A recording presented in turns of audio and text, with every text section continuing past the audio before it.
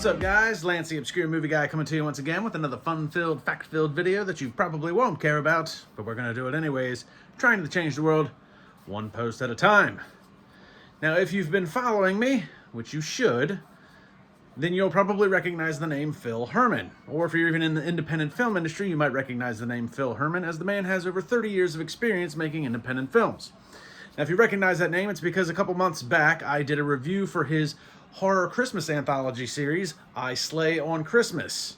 Being that it's Christmas, be sure to go check that out. But he's also got another one that he's releasing here for 2024 called Phil Herman's Unearthed.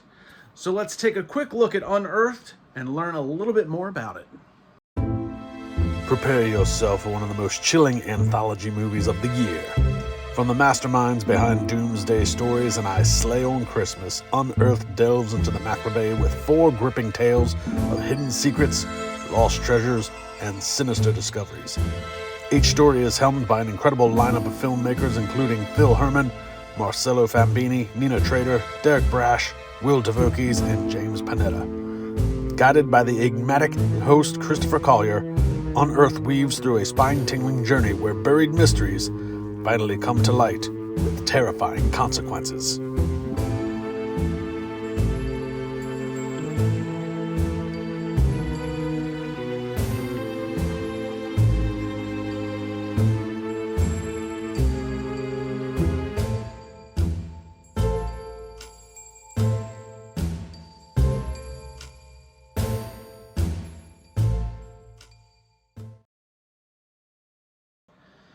Now, if you remember watching my review on I Slay on Christmas, you might remember that I had some grievances and some criticism for the film. And I don't often like to criticize small independent productions because I have an understanding of how hard it is to try and put something together. However, Phil Herman, who's been in the business for a long time and is a boatload of knowledge, was actually very accepting of the criticism and was happy that I was honest with my review. And I'm happy to say that a lot of the grievances that I had, though minor with I Slay on Christmas, there's very little to be upset about with Unearthed. So let's break it down short story by short story, and the first one we're going to go over is The Ties That Bind.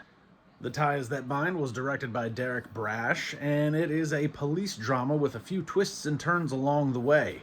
It is a bit of a slow burner, and it is the most time-consuming story of the 4 in this anthology. However, that's not necessarily a bad thing. It does have a big police-type storyline and feel in a small package, and the acting was actually done very well. So Joseph Martin Jaunch, or Yaunch, it could be a soft J, I don't know, played Detective Herman, which I'm assuming is a nod to Phil Herman himself.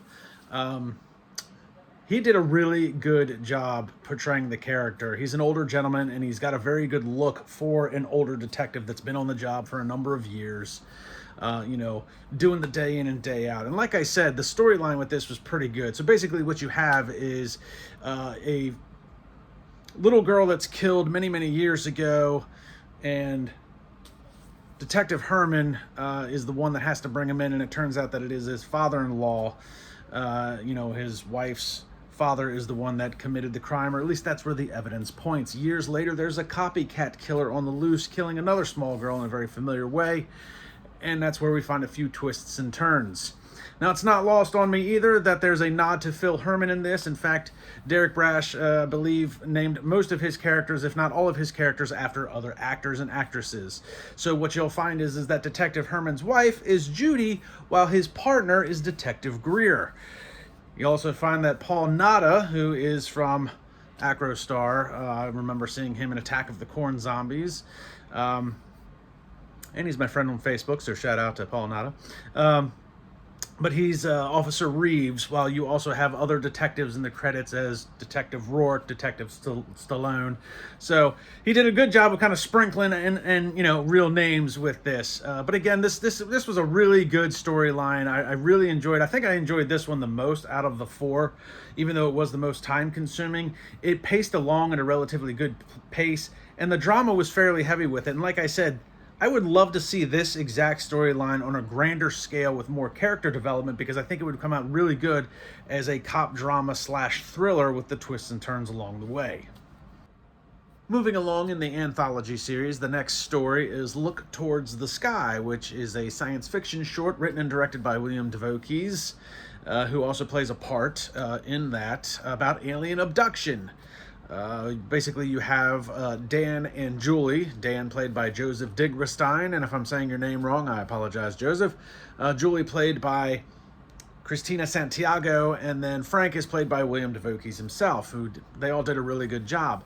So basically what you have is a newscast that comes on about a missing man who had been who's gone missing for 3 days in and around the Berlin area.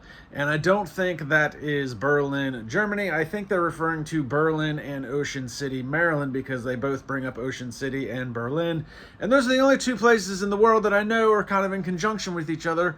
So there's a Berlin, Maryland, there's an Ocean City, Maryland is in the Delmarva area. So I don't know if that's what Will DeVoe was going for. I don't know if he's from that area, but I spent many, many years in that area. So that's why that kind of caught my attention. But you hear this newscast come on about this missing guy, and then he basically reappears in his living room and goes on to tell this wild story about his alien abduction and these aliens that are coming to, I don't know if they're necessarily coming to take over the world, or if they're coming to abduct more people. He does kind of give a little bit of an explanation in a lot of that.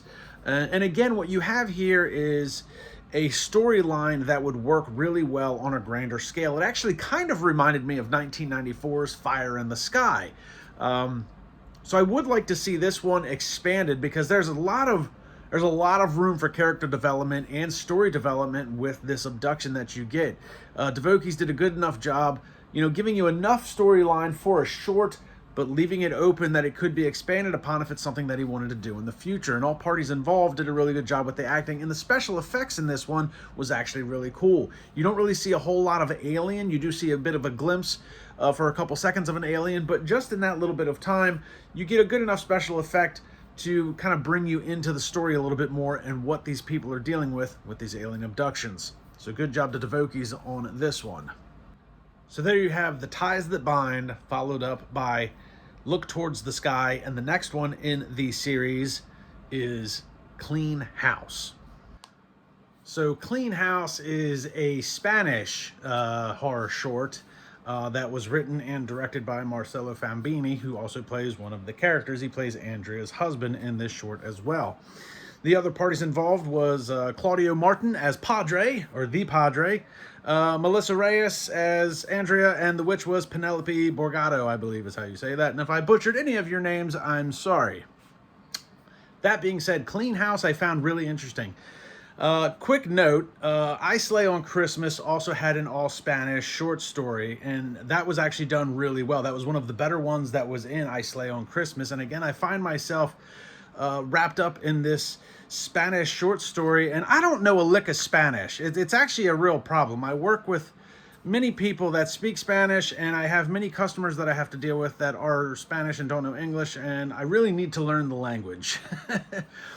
Nonetheless, obviously you've got your subtitles across the bottom of this, but this was really well done. I liked the beginning of this one.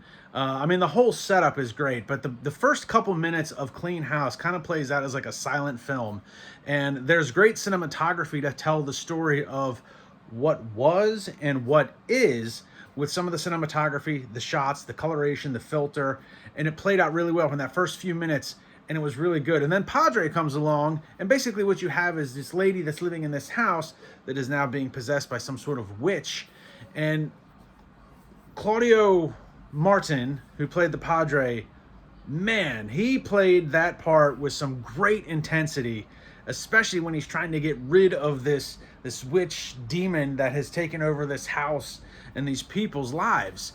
And he just played it with such good intensity. I don't need to understand Spanish to know that he is putting his heart and soul in trying to get rid of this evil in this house.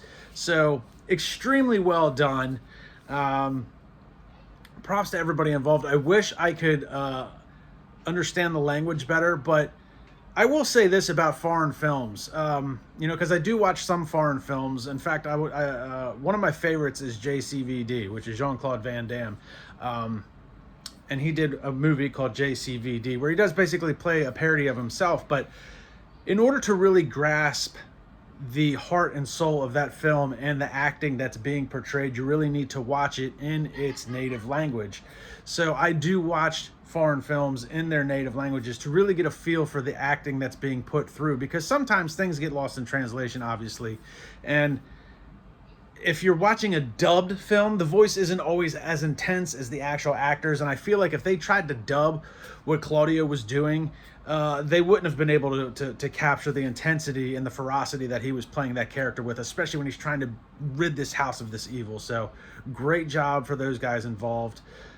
Good storyline, a very solid storyline. Production value, very good. All parties involved with that one, again, A+ with that. And then the last one we're going to work towards is Highway Rivalry. So in Highway Rivalry, we finally get to see Phil Herman himself. He was also the co-writer with James Panetta on this short story, and he also plays the character named Halsey / the Highwayman. And basically what we have is a rivalry between a serial killer and a demon along this stretch of road where the serial killer has been going out and killing victims. The demon doesn't seem to like it because he's getting all the credit for these kills, and the demon wants to do them himself. So he possesses a young lady, played by Debbie D., who we saw in I Slay on Christmas, and he proceeds to kill a couple of people to try and take back his, I guess, rightful heir to the throne along this highway as the killer. So it was a pretty interesting story, actually. I liked it, and the acting was actually really well done. I liked Mike E. Pringle. That's not Mikey, that's Mike E. for Edward or whatever. Pringle, who played the detective in this short film, and I actually liked his acting. So when you're watching this, the first time you see him, he's a detective, he's riding along in this police car, and I wasn't really buying him as a detective, and I guess that might have been the point, because he's the demon and you're not supposed to, you know, he's probably not comfortable being the detective, he's more comfortable being the demon. So when he reveals himself as Leviathan, this demon on Earth, he kind of changes his tune a little bit, and the acting gets a little bit better. I'm like, okay, that makes a little bit more sense. So it was a nice switch up. It was a good little twist in the story. I don't want to, you know, spoil too much of it, because I do want people to go out and watch this. But great story all around. I liked the acting from everybody involved. I liked the acting from Phil Herman. I wish I would have seen him in more stuff. He reminds me a lot of... He reminds me a lot of Dominic Lombardozzi, Chicky, if you watch Tulsa King. That's who he reminds me of. I don't know if it's just his mannerisms or his accent, but he reminds me of Chicky from Tulsa King. And I'm looking forward to what Phil Herman's got coming down the pipeline, because I got a feeling I'll be able to finally see a little bit more of him on screen. But before we get to that, let's finish this. So that's the final story in Unearthed. Now, one of my grievances with I Slay on Christmas, and Phil even agreed with me on this, was the wraparound story that he tried to put into that anthology series, and it didn't work very well. What we have here is we do have a minor wraparound, but it's not necessarily a wraparound story. You basically have a wraparound presentation. You have Christopher Collier, who plays Doom, who digs up this book from Lucinda, who was played by Samantha Hupp, which... good to see them both back doing stuff. They've seen them both in some Acrostar stuff. Most recently, Samantha Hupp was in Night of the Dead Sorority Babes. I believe Christopher Collier, I saw him in Disremembered. And he's also got a couple other things coming down the pipeline as well. So cool to see those two. And it was more of, like I said, it was more of a wraparound presentation. He digs up the book. He's going to tell you about the stories before diving into them and presenting them to you. So it's more of like a Tales from the Crypt type thing, and I liked it a lot. If I had one grievance with that wraparound, it was probably the voice modulation that they used with Christopher Collier's character Doom. It seemed a little unnecessary. Probably could have been tuned a little bit better to make it seem more menacing, but it was more distracting than anything for me, but that's really a minor grievance. The only other major issue I had with this, and it's not even a major issue, again, another minor inconvenience, was some of the audio with Highway Rivalry. And I know the reason for that is because they were doing a lot of filming for that short story outside, and I know that they were doing it by a highway, so you can't control the cars that go by, especially when you're low budget like this. I'm assuming they were probably shooting some of this Highway Rivalry guerrilla style, which is kind of on the fly, not necessarily with permits. They can't necessarily close down the road, so you don't really have control over how much ambient noise is around. You just got to have to try and shoot when there's nothing happening around you and hope you get the best take. But really, those are really minor inconveniences compared to anything else. So overall, the wraparound presentation was done much better than the wraparound story that he tried to put through with I Slay on Christmas. And overall, the aesthetics, the special effects, the stories, everything was actually really well done. If you like low budget anthology things, which is kind of Phil Herman's like bread and butter, he's got Doomsday Stories, he's got Unearthed now, I Slay on Christmas. These are all kind of low budget anthology type things. And this is really a good one. I really enjoyed myself watching this. The overall runtime is like 1 hour and 48 minutes, and a good chunk of that is The Ties That Bind. But because you get 4 different stories and the pacing is a little bit different with each one, you never really feel bored or like it's taking too long or nothing's out of place. So, and Christopher Collier's Doom, in between each of those stories, doing the presentation for the next, worked as a good kind of in between each of those stories. So overall, I really enjoyed this. 8 out of 10, really. I'd go back and watch it again. I probably will go back and watch it again. And really, guys, if you want to get a Blu-ray of this, you can look up Phil Herman on Facebook. You can friend request him. I'm sure he'll be more than happy to talk to you. He's also got a VHS of this available if you want to go old school, because VHS is making a comeback just like vinyl. So props to the 70s, 80s, and 90s. We're all making a comeback. And like, subscribe, and comment to my YouTube channel.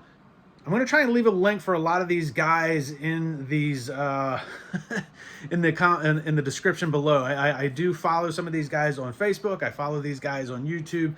So I'll try and leave the links if you guys want to like and subscribe and follow to them as well. Like, subscribe, follow me. Check me out on Facebook. And Phil, I appreciate you letting me take a look at this along with some of the other screeners. And I look forward to Jacker 3 Road to Hell. That is the project that Phil Herman's been working very hard on, and I'm looking forward to that. I'm looking forward to seeing him on screen a little bit more. So, guys, that's it for me for now. I will see you all in the next video.